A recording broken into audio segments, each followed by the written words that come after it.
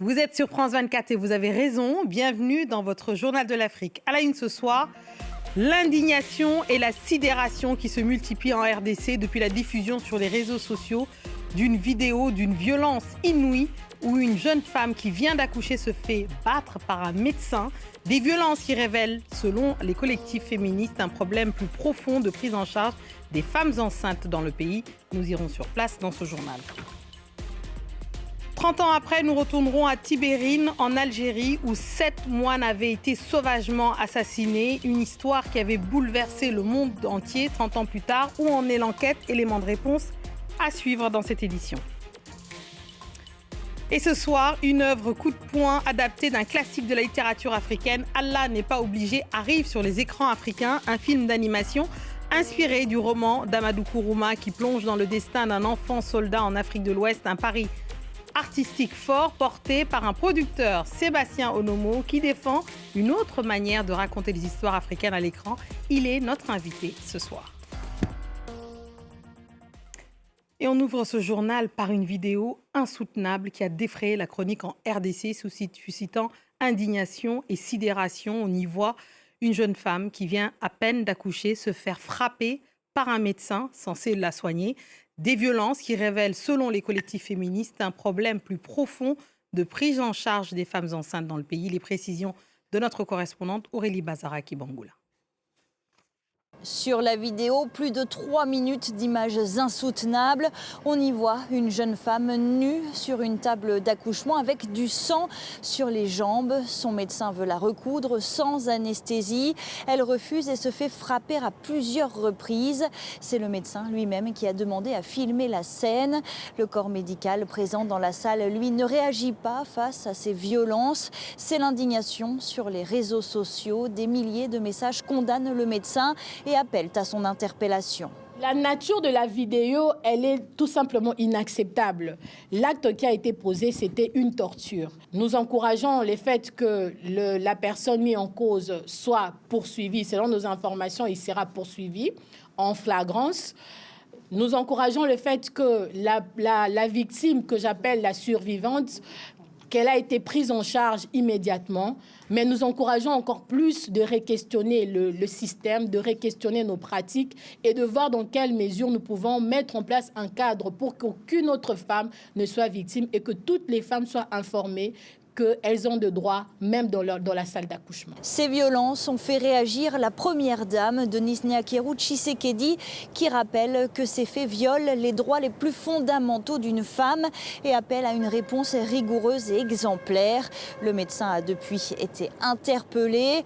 Alors pour sa part, la première ministre congolaise Judith Suminwa a affirmé avoir renforcé dans le service public congolais les mécanismes de protection et de respect des patientes. Il y a 30 ans, alors que l'Algérie est déchirée par la guerre civile, 7 moines du monastère de Tibérine sont enlevés, puis assassinés. Quelques semaines plus tard, l'attaque est revendiquée par le groupe islamique armé, le GIA. Le 30 mai, seules leurs têtes seront retrouvées. Leur histoire avait bouleversé le monde entier. Mais aujourd'hui, que reste-t-il de l'enquête? Élément de réponse avec Clémence Valère. Nuit du 26 mars 1996, le drame s'invite dans ce petit monastère isolé dans les montagnes algériennes. 7 moines trappistes de Tibrine sont enlevés par des hommes armés. On retrouvera leurs têtes 6 semaines plus tard. Seuls 2 des occupants du monastère ont échappé à ce massacre, le frère Jean-Pierre et le frère Amédée. Le drame, qui a eu lieu en pleine décennie noire en Algérie, provoque une onde de choc qui traverse le pays et ses frontières. Le groupe islamique armé revendique l'attaque quelques semaines après l'enlèvement. Dans les années 2000, Paris ouvre une enquête qui restera au point mort pendant des années, mais qui fait naître 2 autres hypothèses. D'un côté, une possible bavure de l'armée algérienne qui pourchassait les terroristes et qui a tué les moines par erreur, ou bien une infiltration du groupe par le pouvoir qui aurait tué les religieux pour discréditer les groupes terroristes. Mais, selon Alger, qui campe sur ses positions, le crime est bien l'œuvre du GIA seul. En 2014, le juge Marc Trévidic se rend à Alger pour assister à une exhumation des têtes des 7 moines sans pouvoir emporter d'échantillons. C'est seulement 4 ans plus tard qu'un rapport final d'autopsie qui confirme la décapitation post-mortem est parvenu à la justice française. Les familles des victimes attendent toujours la vérité totale sur l'affaire. Selon leur avocat, le fait que le dossier ne soit pas encore fermé 30 ans plus tard est la preuve que d'autres enquêtes peuvent encore être menées sur place. On passe à la Centrafrique où la fermeture progressive des bases de la MINUSCA inquiète la population qui redoute un retour de l'insécurité. La mission de l'ONU dément tout retrait et évoque une simple réorganisation malgré la fermeture prévue de 21 sites d'ici fin mars. Un redéploiement contraint alors que les autorités centrafricaines sont appelées à reprendre la responsabilité sécuritaire. Et on passe à la page culture de ce vendredi. On s'intéresse à Allah n'est pas obligé, un long métrage d'animation du réalisateur Zaven Najar qui adapte l'un des romans les plus puissants de la littérature africaine contemporaine à travers le regard de Birahima. Il est un enfant soldat plongé dans la guerre. Le film interroge la mémoire, la violence politique et la place de l'enfance dans les conflits. Un choix fort, celui de l'animation pour raconter un sujet aussi dur, un choix aussi éditorial que stratégique porté par un producteur engagé qui milite justement pour raconter ces récits africains pluriels, universels. Et pour en parler, nous recevons Sébastien Onomo. Merci d'être dans le Journal de l'Afrique. C'est un plaisir de vous recevoir. Merci d'être là. Merci pour cette invitation et plaisir partagé. Alors, parlons d'abord du livre « Allah n'est pas obligé », ce classique d'Amadou Kourouma, de l'écrivain, l'immense écrivain ivoirien. Qu'est-ce qui vous a donné envie de faire ce film? Parce que je sais que c'est votre idée. Ouais, c'est quelque chose que j'ai nourri et gardé en moi depuis que j'ai découvert ce roman quand j'étais étudiant à la fac. Et ce qui m'a donné envie de faire ce film bien des années après, c'est vraiment la puissance des mots de Kourouma, la dextérité qu'il a pour utiliser la littérature pour faire passer des messages qui sont forts, qui sont puissants, vous l'avez dit. Et puis surtout, moi, quand j'ai découvert son œuvre, je ne savais pas qu'on pouvait écrire comme ça, qu'on pouvait raconter des histoires comme ça. Donc ça m'a bouleversé. Et bien des années après, quand j'ai commencé à rentrer dans cette industrie, je me suis dit que ça ferait un super film. Et en rencontrant Zaven Najar, le réalisateur, on s'est dit qu'on ferait bien ce film ensemble. Avant de parler du film et de voir l'extrait d'ailleurs de la bande-annonce, le roman, et il y a un enjeu, vous avez parlé de la langue, évidemment, de Kourouma, qui est une langue très imagée, avec un style unique, j'allais dire, une langue très particulière. Qu'est-ce que ça a demandé pour l'accompagner, justement, et l'adapter au cinéma? D'abord, il a travaillé avec une super co-scénariste qui s'appelle Karine Vingzura. Et puis ensuite, lui, il a voulu avoir une approche très documentaire, en fait. Parce que le roman a une matière historique qui est riche, donc il a voulu aller sur le terrain. Il est allé donc au Libéria, a repris les routes qui sont évoquées par Kourouma dans le roman. Il y a rencontré des anciens enfants soldats. Il s'est lui aussi, je dirais, nourri de leur parcours pour ensuite essayer de transposer tout ça avec une justesse, je trouve, qui est assez remarquable dans ce film, dans ce premier film. Eh ben, pour l'avoir vu, je confirme, assez remarquable. Je propose qu'on écoute un extrait, qu'on regarde un extrait de la bande-annonce du film Allah n'est pas obligé, et on en parle juste après. Je veux vraiment vous raconter ma vie de merde de maudit. Au fond, le maniement de l'arme, c'était facile. Il suffisait d'appuyer sur la détente et ça tuait. Ça tuait. Quand je ferme mes yeux, je vois la guerre. Lâche-moi. Oh! J'ai décidé le titre définitif de mon blabla. Allah n'est pas obligé. Alors asseyez-vous et écoutez-moi bien. Écrivez tout sur ma fucking life.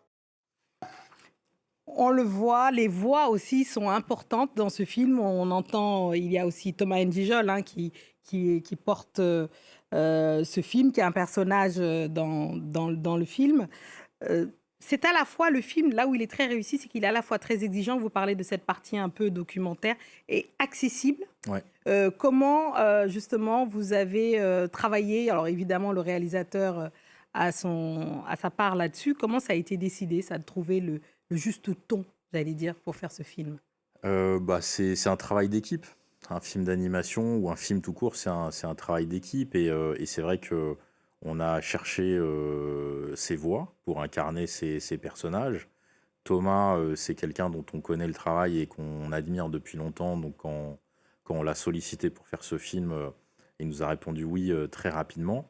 Et puis pour SK07, ce brillant acteur, comédien, artiste pluridisciplinaire, on est passé par une société de production en Côte d'Ivoire qui s'appelle Alma Productions, qui nous a aidés dans la recherche des voix localement.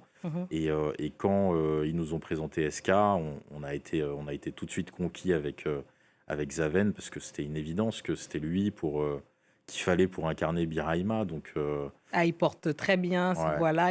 Le travail, alors évidemment, dans l'animation, le travail des voix est essentiel, évidemment, pour nous porter là. Et toutes ces voix, donc on entend évidemment la Côte d'Ivoire, ils viennent de Côte d'Ivoire. Tout à fait. On entend le Nouchi, on entend énormément de choses, évidemment, dans le film. Donc c'est très réaliste dans ce sens-là. Pour vous, l'animation, qui est quand même un genre pas très développé sur le continent, hein, je veux dire, en tout cas par rapport aux majors qu'on connaît, alors Disney aux États-Unis ou même les Asiatiques. Pour vous, l'animation peut devenir un espace majeur, important pour raconter justement ces mémoires africaines contemporaines? Bien sûr, bien sûr. Non seulement j'en suis convaincu, mais en plus c'est en cours. C'est-à-dire qu'il y a beaucoup de talents sur le continent. Nous, on continue d'en développer aussi au sein de la société, qui vont arriver et qui vont compter dans ce registre qu'est l'animation. Et à l'échelle mondiale, bientôt, les Africains seront aussi des acteurs importants. Absolument, j'y crois fermement. Plus largement, quel récit souhaitez-vous porter avec votre studio? Voilà, on a vu Allah n'est pas obligé, mais je peux citer Augure de Baloji, dans un autre registre, Fanon de Jean-Claude Barnier aussi. Quels sont les récits que vous avez envie de porter, que ce soit sur l'Afrique ou sur la diaspora au sens large? On va continuer d'être ambitieux, d'être exigeant, c'est-à-dire de raconter finalement ces histoires qui nous ont manqué quand on était plus jeune et qu'on avait envie de voir à la fois sur le continent, ou moi qui suis dans la diaspora basée en France.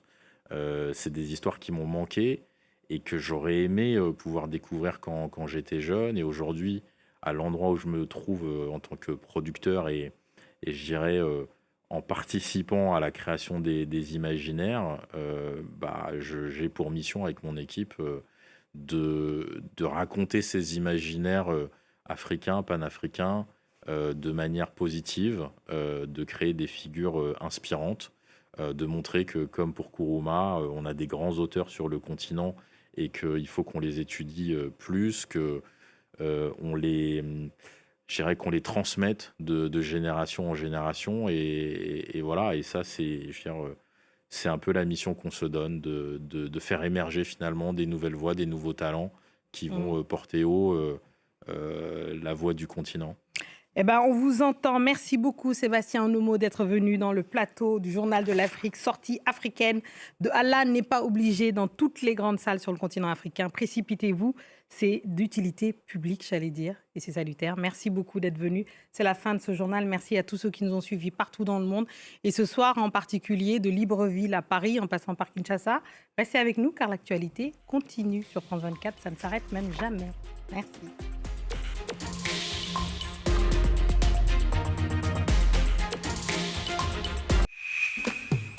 Bonsoir à tous et à toutes. J'ai l'honneur de recevoir dans mon émission Légendes urbaines aujourd'hui une artiste incroyable. Elle est talentueuse, bourrée de talent. Et des mots de miel, comme chacun son métier. Allez, dans mon oreille, ça le sert. C'est Zao et Juliette dans Légendes urbaines. Je chante pas bien, Zao. Légendes urbaines, à voir sur France 24.